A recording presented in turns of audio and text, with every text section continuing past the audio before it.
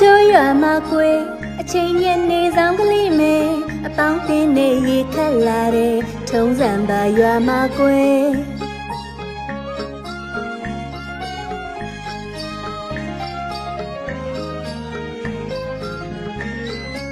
သမီးကြီးစားစကားလာမပြောနဲ့တော်သူများပါထင်းနေ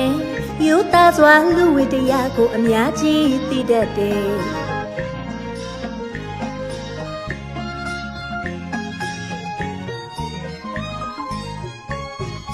မိုင်းညူညူဆိုင်လူကြီးညူပြရီမောင်ချေတိုးရလီနဘေးကဆွေအဲ့ဒီရွာပဲကွယ်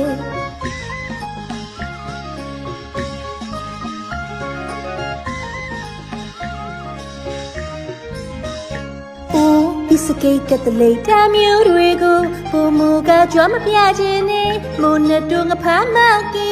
စားပြခြင်းနဲ့